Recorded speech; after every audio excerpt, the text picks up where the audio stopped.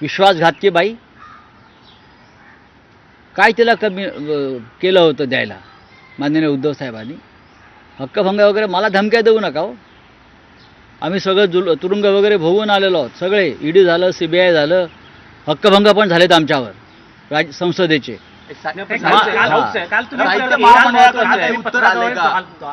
हे केलेलं आहे की उषा तांबे यांनी 50 लाख होय दिलेत.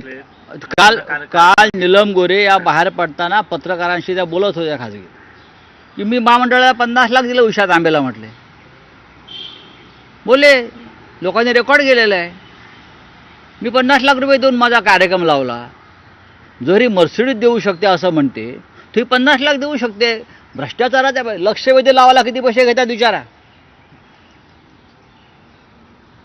लक्षवेधी लावायला, प्रश्न विचारायला, प्रश्न आल्यावरती संबंधितांना बोलवून डील करा. माझ्याकडे सगळी माहिती आहे आणि पुराव्यास आहे. ते हक्कभंग आणा, काय तुमचा हक्कभंग वगैरे आणा. राऊत साहेब, तुम्ही जितकं जबाबदार अखिल भारतीय मराठी साहित्य संमेलनाला ते जबाबदार आहेत.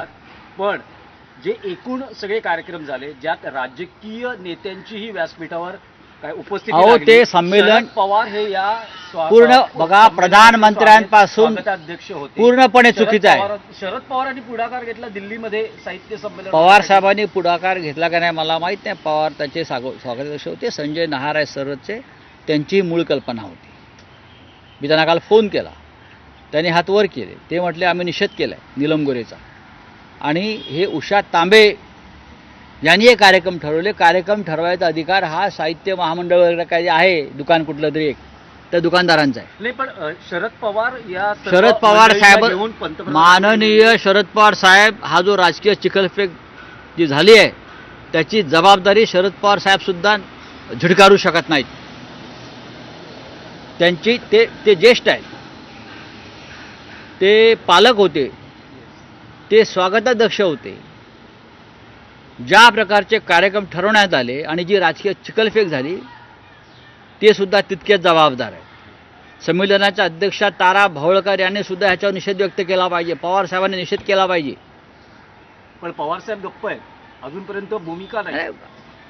आता आज त्यांना माझा आवाज त्यांच्यापर्यंत आज जाईल ना. आता गप्प कसे राहू शकता? तुमच्यावर चिखल फेकतात तेव्हा आम्ही उभे राहतो ना. ही कोण बाई आहे नीलम गोरे? हे कुठलं भूत आहे जे साहित्य संमेलनाच्या मंचावरून गरळ ओकते? हे काय मराठी साहित्याचं आणि मराठी भाषेचं नुकसान ह्या लोकांमुळे झालेलं आहे. नाही, पण जे साहित्य संमेलनाचं राजकारण झालं